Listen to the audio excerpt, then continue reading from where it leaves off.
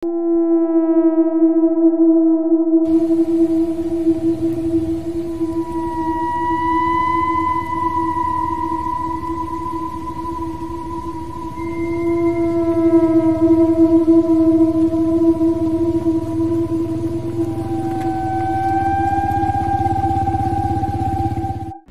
না, এরকম করো না দয়া করে।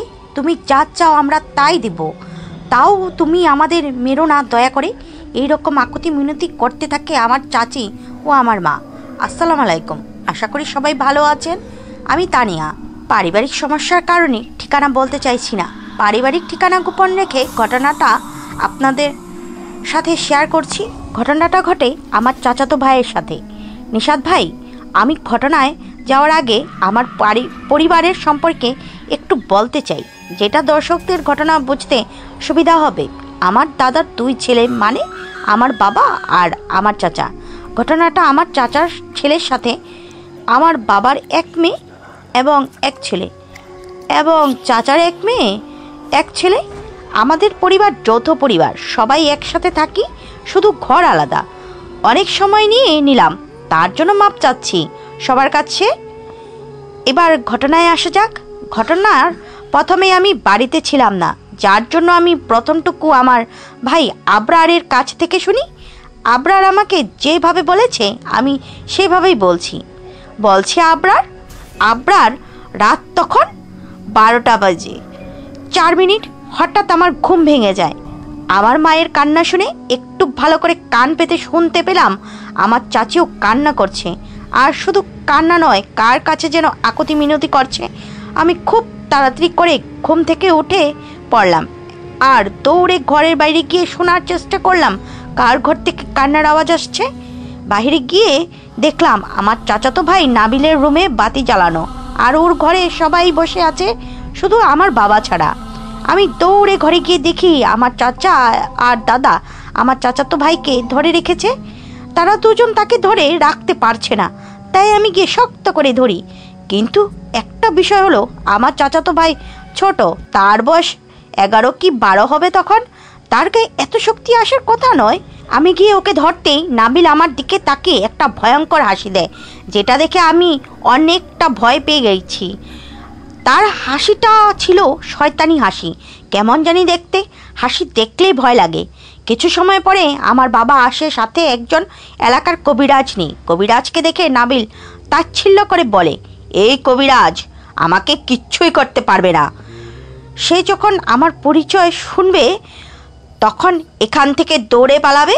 নাবিলের কথায় তখন কবিরাজ নাবিলের সামনে গিয়ে বসে, আর তখন আমাকে নাবিল বলে, হাত ছাড়। নাবিলের কথাটা শোনা মাত্রই আমি কবিরাজের দিকে তাকাই, আর কবিরাজ ইশারা দিয়ে বলে ছেড়ে দিতে। কবিরাজের কথা মতো আমি নাবিলের হাত ছাড়তেই নাবিল তার চোখ উল্টো করে আমার দিকে তাকে একটা হাসি দেয়, যেটা দেখে আমার কথা বন্ধ হয়ে যায় আর হাত পা কাজ করা বন্ধ করে দেয়। আমি সেখান থেকে একটু সরে বসতে চাইছিলাম, কিন্তু নড়াচড়া করতে পারছিলাম না। ঠিক তখনই ঘরের দরজা দিয়ে একটা ঠান্ডা বাতাস এসে পুরো রুমটা ঠান্ডা করে দিল। কিন্তু তখন ছিল গরমের সময়, এদিকে আমি নড়তে পারছিলাম না। এইটা দেখে দাদা আমাকে একটা টান দিয়ে পেছনে নিয়ে আসে, আর তখনই নাবিল কবিরাজের দিকে ঘুরে যায়। কবিরাজের মুখের সামনে মুখ নিয়ে নাবিল বলে, কী রে কালো? কবিরাজের নাম করিম। তার গায়ের রং কালো থাকায় সবাই তাকে কালু ফকির নামে চিনে।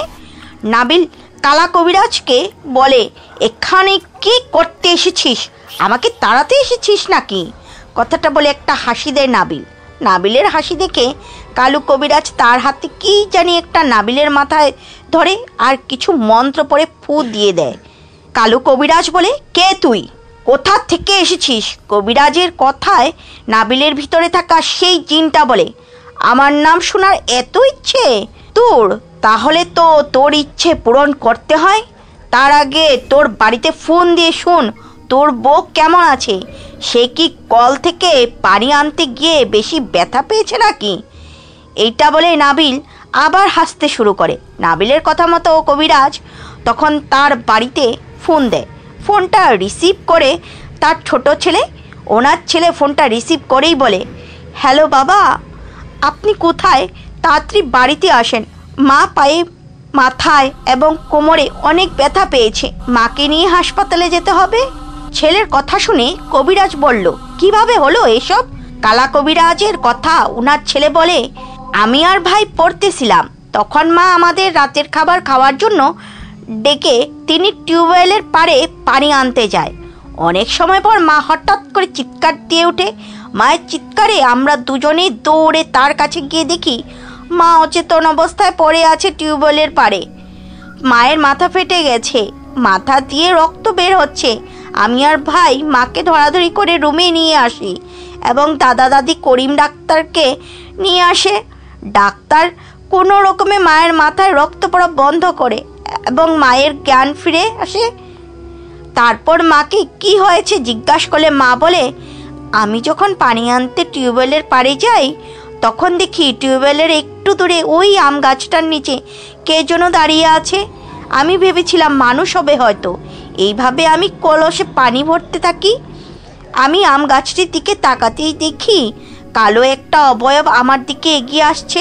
দেখতে দেখতে অবয়বটা আমার কাছে চলে আসে আর আমাকে ধরে অনেকটা উঁচু করে ফেলে। অনেক উঁচুতে উঠে আমাকে আবার নিচে ফেলে দেয়। আমি নিচে পড়ে যাই। আমি ভয়ে চিৎকার দিয়ে জ্ঞান হারাই। তারপর আর কিচ্ছু মনে নেই। প্রিয় পাঠক, আপনারা কি ভাবছেন আমরা ঘটনাটা জানলাম কিভাবে? আসলে কালা কবিরাজ একটু বয়স্ক থাকার কারণে সে কানে একটু কম শুনতো। তার মোবাইলটা ছিল উচ্চ সাউন্ডওয়ালা। কেউ কল দিলে উনি ফোন লাউড স্পিকারে দিয়ে কথা বলতেন। সেজন্য উনি ওনার ছেলের সাথে কথা বলছেন আর ওনার সাথে সাথে সেখানে থাকা আমরা সবাই তার কথা শুনছিলাম। এদিকে হঠাৎ নাবিল আবার হাসতে থাকে আর বলে, কবিরাজ কি হলো, সব ঠিক আছে? নাবিলের কথায় কবিরাজ ভয়ে তাড়াতাড়ি বাড়িতে যাওয়ার জন্য বের হয়ে যাবে। তখন কবিরাজ আবার বাবারে ডাক দিয়ে একটা নাম্বার এবং একটা ঠিকানা দিয়ে বলে, আপনি পরশুদিন এই ঠিকানায় যাবেন আর কি আমার পরিচয় দেবেন। এইটার সমাধান করলে একমাত্র সেই করতে পারবে, আমি এই কাজটা করতে পারবো না। এই বলে কবিরাজ তার বাড়িতে চলে যায়। এদিকে তক্ষুনি নাবিল বলে, তোরা কবিরাজ নিয়ে আসলে কোনো লাভ হবে না। কোনো কবিরাজ আমাদের কিচ্ছু করতে পারবে না। আমরা 4 ভাই একসাথে এই ছেলের সাথে আছি। 4 জন একসাথে ধরছি, এই ছেলেকে নিয়ে যাব। এই বলে নাবিল কি যেন নিজের মনে বলতে বলতে ঘুমিয়ে পড়ে। সে ঘুম থেকে উঠে পরের দিন সন্ধ্যার সময় সে ঘুম থেকে উঠেই তার মায়ের কাছে খাবার চায়। তার মা তাকে একটি প্লেটে ভাত আর মাছ ভাজা আর ডাল দেয়। এটা দেখে নাবিল বলে, এই খাবারে আমার পেট ভরবে না, আরও খাবার দে। তখন নাবিলের মা খাবারের পুরো বাটিটাই এনে দেয়। নাবিল সব খাবার খেয়ে বলে, আরও খাবার দে। নাবিলের কথায় ভাবি আবার ভাত রান্না করতে শুরু করে। কিছু সময় পর নাবিল একটা মেয়ের কণ্ঠে কথা বলতে শুরু করে। নাবিল বলে, ভাই তুমি অনেক খেয়েছ, এখন আমি খাবো। তখন নাবিলের কণ্ঠে আরেকটা পুরুষ কণ্ঠে বলে, আমার খাওয়া এখনো শেষ হয় নাই, আমার খাওয়া শেষ হলে তুই খাবি, এখন যা এখান থেকে। ওদিকে নাবিলের ভাবি ভাত রান্না করে নিয়ে আসলে নাবিল বলে, সবগুলা দে। নাবিলের ভাবি ভয়ে সবগুলা দিয়ে দেয়। নাবিল সব খাবার খেয়ে আবার ঘুমিয়ে পড়ে। রাত তখন 2টা বাজে। হঠাৎ নাবিলকে ঘরের কোথাও খুঁজে পাওয়া যাচ্ছে না। নাবিল তার মা বাবার সাথে এক ঘরে ঘুমিয়েছিল। ঘরের দরজা ভিতর থেকে লাগানো ছিল, শুধু নাবিল তার মা বাবার মাঝখান থেকে নেই। রাতে খোঁজাখুঁজি শুরু হয়ে গেল।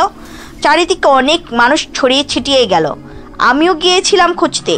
রাত 3টা বাজে, নাবিলকে পাওয়া যায় না। 4টা বেজে গেল, পাওয়া যায় না। বাড়ির সবাই কান্নায় ভেঙে পড়ল। হঠাৎ দূর থেকে আজানের আওয়াজ শোনা গেল। তার 5 মিনিট পরে আমার পাশের বাড়ির আবুল চাচা চিৎকার দিয়ে বলল, এই তোমরা কোথায় গো, সবাই এইখানে আসো, নাবিলকে পাওয়া গেছে। ওনার চিৎকারে সবাই গিয়ে দেখে নাবিল তাল গাছের একদম মাথায় অচেতন অবস্থায় একটা ডালের সাথে ঝুলে আছে। তাল গাছের একদম উঁচু স্থানে ঝুলে আছে। নাবিল উঁচুতে ভয় পেত, তাই সে কোনো গাছে উঠতে পারত না। আর এত উঁচু স্থানে ওঠা তার পক্ষে অসম্ভব। তাকে গাছ থেকে নামানোর সাহস কেউ পেল না।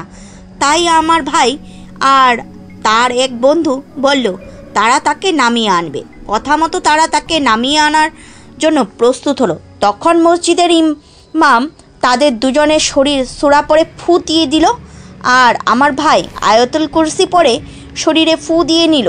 তারপর দুজনে গাছে ওঠা শুরু করে। প্রথমে গাছে আমার ভাই ওঠে, তারপর তার বন্ধু। এদিকে আমরা সবাই নিচে দাঁড়িয়ে দাঁড়িয়ে দেখতেছিলাম। তাদের দুজনকে একটা দড়ি দিল, যেটার এক অংশে গাছের সাথে বেঁধে আর এক অংশ নিচে। অনেক ছেলে মানুষ গাছ থেকে একটু দূরে দাঁড়িয়ে দড়িটা টেনে ধরে রাখে। এদিকে গাছে উঠে আমার ভাই নাবিলকে আরেক দড়ি দিয়ে ভালো করে বাঁধে। তারপর ওই দড়ি দিয়ে বেঁধে ঝুলিয়ে নাবিলকে নিচে নামিয়ে আনে। এই কাজ করতে করতে সকাল হয়ে যায়। তখন সকাল 6টা অথবা 6:30 বাজে।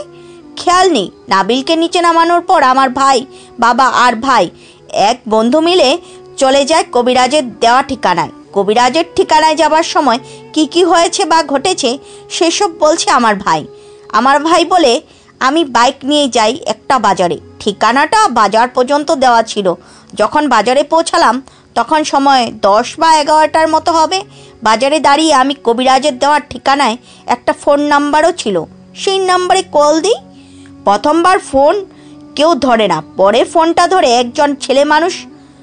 কথা বলার ধরন আর তার গলার সুর শুনে মনে হচ্ছে মানুষটা একটু গম্ভীর। ফোনটা ধরতে ওই পাশ থেকে একটা মিষ্টি এবং গম্ভীর কণ্ঠে সালাম এর আওয়াজ শোনা গেল। আমি সালামের জবাব নিয়ে পাল্টা একটা সালাম দিলাম, ওয়ালাইকুম আসসালাম। আমার সালামের জবাব দিলেন তিনি আর জিজ্ঞাসা করলেন কে। আমরা ওনার কথার জবাবে ওনাকে বললাম আমাকে কালু মিয়া পাঠিয়েছে আপনার কাছে। আমার কথা শুনে হুজুর বলল, ও আপনারাই সেই যাদের পরিবারের একজনকে খুবই খারাপ চিনে ধরেছে। আচ্ছা, আপনারা তো এখন বাজারে, আপনারা কিছু সময় অপেক্ষা করুন, আমার কিছু ছাত্র আপনাদের নিয়ে আসবে আমার কাছে। আপনারা দয়া করে তাদের সাথে বেশি কথা বলবেন না। তারা যেদিকে যায় আপনারা তাদের পিছন পিছন চলে আসবেন। এই বলে কলটা কেটে গেল। কলটা কেটে যাওয়ার ঠিক 1 মিনিট পর 3জন জুব্বা পরা ছেলে আসলো। তাদের সবার মাথায় খুব সুন্দর করে পাগড়ি পরা ছিল এবং তাদের জামায় এমন সুগন্ধি ছিল যেটার গন্ধে আমাকে পুরো পাগল করে দিল। তারা কাছে এসেই সালাম দিয়ে বলে, আপনারা আমাদের পিছনে পিছনে আসেন, আমাদের হুজুর পাঠিয়েছেন আপনাদের নিয়ে যাওয়ার জন্য। আমরা আর কথা না বাড়িয়ে তাদের পেছন পেছন যেতে লাগলাম। আমি বাইকে আর বাবা আর বন্ধু তাদের পেছনে পেছনে হেঁটে হেঁটে যাচ্ছে। আমরা 10-12 মিনিট পরে পৌঁছে গেলাম একটা মসজিদে। তখন আমার মাথায় একটা কথা ঘুরতেছিল যে এই 10-12 মিনিটের পথ তারা কিভাবে 1 মিনিটেই চলে আসলো আর কিভাবে তারা আমাদেরকে চিনল। আমি এই কথা ভাবতে ভাবতে বাইক থেকে নেমে মসজিদের ভিতরে ঢুকে গেলাম। তারা আমাদের বসতে বলে চলে গেল। আর কিছু সময় পরে একটা মানুষ এলো। তার পরনে ছিল সাদা জুব্বা আর মাথায় পাগড়ি পরা, লম্বা করে ঘোমটা দেওয়া। ঘোমটার কারণ ঠিক করে পাগড়িটা দেখা যাচ্ছে না, কিন্তু পাগড়ি পরা এটা বোঝা যাচ্ছিল। তখন মসজিদের ভেতর একদম নীরব ছিল। মনে হচ্ছিল আমরা যেন কোনো একটা এসি করা ঘর, আর ঘরের চারিদিকে কাঁচ দিয়ে আটকানো, যার ফলে বাহিরের কোনো আওয়াজ ভিতরে আসছে না। হঠাৎ নীরব গুমট ভাব কাটিয়ে হুজুর আমাদের সামনে বসে লম্বা একটা সালাম দিল। আমার বাবা সালামের জবাব দিল। হুজুর বলল, আপনাদের সমস্যা কি আমাকে বলেন। তখন বাবা সব কিছু খুলে বলে প্রথম থেকে শেষ পর্যন্ত। হুজুর ঘটনা শুনে বলে, আমাকে কিছু সময় দিন, এখন জোহরের আজান হবে, আপনারা ওযু করে আসেন, নামাজ পড়েন, নামাজের পরে খাওয়া দাওয়া করে আবার বসবো, তখন আপনার সমস্যা নেই আমার জিন বন্ধু আর জিন ছাত্রদের সাথে কথা বলবো। হুজুরের কথা মতো আমরা নামাজ পড়লাম। খাবার খাওয়া শেষে বসলাম। তখন হুজুর কিছু সময় চুপ করে আর চোখ বন্ধ করে থাকে। এর কিছু সময় পরে সেই 3জন ছেলে আসে, এসে আমাদের লম্বা একটা সালাম দেয় আর বাবা সালামের উত্তর নেয়। ওরা আশায় হুজুর বলে, এরা আমার ছাত্র, এরা আমার কাছে শিক্ষা নেয়, এরা সবার সামনে আসে না, আমি ডাকলে শুধু আসে। তারা আমাদের থেকে অনেক দূরে দাঁড়িয়েছিল, যার কারণে আমরা শুধু বুঝতে পারছিলাম এরা সেই 3 জন। এদের মুখ দেখা যাচ্ছিল না। তখন হুজুর তাদের হুকুম দেয় আমাদের সমস্যার খবর নিতে। হুজুরের কথায় তারা মসজিদ থেকে বেরিয়ে যায়। ওরা চলে যাওয়ার পর আমরা ভাবছিলাম এরা কি মানুষ নাকি অন্য কিছু। তখন হুজুর একটু মুচকি হেসে আমাদের বলে, ওরা 3 জন মানুষ না, ওরা জিন। হুজুরের কথায় আমরা সবাই অবাক হলাম। কিছু সময় পর হুজুর আবার চোখ বন্ধ করে কার সাথে যেন বিড়বিড় করে কথা বলতে। বেশ কিছু সময় কথা বলার পরে হুজুর আমাদের জানায়, আপনারা চলে যান, আমি ঠিক 4 দিন পরে আপনাদের বাড়ি যাব। আমরা চলে আসি। আসার সময় হুজুর আমাদের একটা সুতা দেয় আর বলে, এইটা তোমাদের বাড়িতে ঢোকার রাস্তায় কোনো একটা গাছের সাথে অথবা যাকে জিনে ধরেছে তার ডান হাতে বেঁধে রাখবেন। হুজুরের কথায় আমরা চলে আসি বাড়িতে এসে নাবিলের হাতে সুতাটা বাঁধি। এবারে চলে যায় 3 দিন। এই 3 দিন আমাদের সাথে কোনো কিছু ঘটে না। 3য় দিন শেষ রাত আসে। রাত তখন 11টা কি 12টা মতো হবে, সময় ঠিক মনে নেই। এমন সময় টিনের চালে কি যেন জুড়ে পড়লো। টিনের চালে কেউ পড়ার আওয়াজ শুনে সবার ঘুম ভেঙে গেল। সবাই উঠে নাবিলের ঘরে এসে নাবিলের কাছে বসে। নাবিল ভয়ে কান্না শুরু করে। চালের উপরে কারো দৌড় পাড়ার আওয়াজ, চালের টুকা দেওয়ার আওয়াজ আসতে থাকে। এসব আওয়াজে সবাই ভয়ে দোয়া পড়তে থাকে। এভাবে কিছু সময় পর সব ঠিক হয়ে যায়। অনেক সময় পরে হঠাৎ কে যেন নাবিলের দরজার সামনে এসে নাবিলকে ডাকতে থাকে। সে পরপর 2টা ডাক দিছিল। নাবিল সেই ডাকে উঠে যেতে চেয়েছিল। আমরা সবাই তাকে ধরে রাখি। এর কিছু সময় পরে মনে হচ্ছিল আমাদের বাড়িতে ঝড় শুরু হলো। ঝড়ের কারণে মনে হচ্ছিল ঘরের চাল মনে হয় এক্ষুনি উড়ে চলে যাবে। এভাবে কত সময় গিয়েছে মনে নেই। ঝড় শেষ হলে পাশের মসজিদের আজান শোনা যায়। এইভাবে সেই রাতটা শেষ হয়। পরের দিন সকাল 9টায় কালু কবিরাজের সাথে সেই হুজুর আমাদের বাড়িতে আসে। এবং সাথে একটা স্কুল ব্যাগ, কাঁধে একটা ছেলে। হুজুর যখন আমার বাড়ির রাস্তায় ঢোকার জন্য পা দেয় তখন তার শরীর ঝাঁকুনি দিয়ে ওঠে। এই বিষয়ে আমরা সবাই খেয়াল করি। হুজুর সাথে সাথে কি যেন পরে বুকে ফু দেয় এবং বাড়ির ভিতরে ঢুকে। হুজুরকে ঘরের ভিতরে এসে বসতে বললে তিনি বলেন, আমি ভিতরে বসতে পারবো না, আমাকে আপনাদের বাড়ির ওই আম গাছটার নিচে বসার ব্যবস্থা করে দেন। কথাটা বলে হুজুর আম গাছের নিচে চলে যায় এবং সাথে সাথে কালু কবিরাজও যায়। আম গাছের নিচে গিয়ে হুজুর আমার বাবাকে ডাক দেন। হুজুরের ডাকে বাবা সেখানে যায়। বাবার সাথে আমিও যাই। সেখানে যাওয়ার পর হুজুর বলে, আপনাদের ছেলেকে খুব বড় জিনে ধরেছে। না, জিন বলে ভুল হবে, এটা একটা খারাপ পিশাচ। হুজুর আরও বলে, আমি কালকে বিকালে এই পিশাচ ছাড়াবো, কিন্তু আজকের রাতে আপনাদের সজাগ থাকতে হবে, না হলে তাকে বাঁচানো যাবে না। এই বলে হুজুর চলে যায়। হুজুরের কথা মতো সেই রাতে সবাই জেগে নাবিলকে পাহারা দেয়। রাতে আর তেমন কিচ্ছু ঘটে না। পরের দিন বিকাল হলো। বিকাল গড়িয়ে সন্ধ্যা। কথা মতো হুজুর রাত 8টার দিকে তার ব্যাগ থেকে কিছু জিনিস বের করে এবং 3টা গোল বৃত্ত করে। বৃত্ত আঁকার পর একটায় নাবিল বসে, একটায় হুজুর বসে, আর একটায় কালু কবিরাজ। এবং তার সাথে বৃত্ত আঁকার পর একটায় নাবিল বসে, একটায় হুজুর বসে, আর একটায় কালু কবিরাজ এবং তার সাথে সেই ছোট্ট ছেলে। গোল বৃত্তে বসার পর হুজুর বলে, কেউ কোনো আওয়াজ করবেন না। কথাটা বলে হুজুর তার মতো রিচুয়াল শুরু করে। কিছু সময় পর নাবিল তার মাথা দুলাতে থাকে এবং হুজুরের সাথে কথা বলতে থাকে। নাবিল কথা বলায় হুজুর বুঝতে পারে তার ভিতরে থাকা পিশাচ জিনটা কথা বলছে। এই ভেবে হুজুর সেই পিশাচ জিনকে নানা প্রশ্ন করেন এবং বলেন নাবিলকে ছেড়ে চলে যেতে, কিন্তু সেই জিন ছেড়ে যেতে রাজি হয় না। এভাবে কিছুক্ষণ কথা কাটাকাটি, এমনকি নাবিল হুজুরের সাথে ধস্তাধস্তি করে। ধস্তাধস্তির এক পর্যায়ে নাবিলের ভিতরে থাকা জিনটা বলে, ঠিক আছে, আমি একে ছেড়ে চলে যাব, কিন্তু আমাকে কিচ্ছু দিতে হবে। এই বলে সেই জিন হুজুরের কাছে একটা খাসি, 3টা মোরগ, আরও কিছু চায়। এবং সেই জিনটা বলে এইসব নাবিলের একা দিতে হবে, সাথে শুধু হুজুর থাকতে পারে, আর কেউ থাকতে পারে না। সেই জিনের কথায় হুজুর রাজি হয়, আমাদের পরিবারের সকলেও রাজি হয়, কেননা এসবের বিনিময়ে জিনটা চলে যেতে চাইলে যাবে। যাই হোক, জিনটার কথা মতো পরের দিন তাই করা হলো। জিনটাকে তার চাওয়া মতো সব জিনিস দেওয়া হলো। এই ঘটনার পর নাবিল আস্তে আস্তে সুস্থ হলো। এরপর নাবিলের সাথে কিছু ঘটে না। এভাবে কেটে যায় 1 বছর।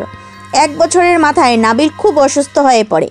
নাবিল অসুস্থ হওয়ায় ওকে নিয়ে ডাক্তারের কাছে গেলে ডাক্তার বলে তার শরীরে রক্তের পরিমাণ খুব কম এবং তার ফুসফুস নষ্ট হয়ে গেছে। ডাক্তারের কথায় সবাই অনেক অবাক হয়, অনেক ভেঙে পড়ে। আমাদের পরিবারের সবাই নাবিলকে বাঁচাতে অনেক চেষ্টা করেও কোনো লাভ হয়নি। এই ঘটনার কিছুদিন পরে নাবিল মারা যায়। সবাই নাবিলের জন্য দোয়া করবেন, এই বলে তানিয়া আপু ঘটনাটি শেষ করে। ঘটনাটি আমার কাছে বেশ ভালো লেগেছে, কিন্তু নাবিলের জন্য খারাপ লাগছে। প্রিয় পাঠক পাঠিকা, আপনাদের জানায় এমন কোনো বাস্তব ঘটনা থাকলে আমাকে পাঠাতে পারেন, আমি তুলে ধরব সবার মাঝে। তানিয়া আপুকে অনেক ধন্যবাদ এত সুন্দর একটা ঘটনা পাঠানোর জন্য। ঘটনাটি আপনাদের কেমন লেগেছে কমেন্টে জানাবেন। এবং আমি দীপা, আমার কণ্ঠে শুনছেন রূপচন্দ্র আকাশ। আমার চ্যানেলটিকে প্লিজ সাবস্ক্রাইব করে আমাদের সাথেই থাকবেন, এবং যদি গল্পটা ভালো লেগে থাকে লাইক এবং শেয়ার করে দিবেন।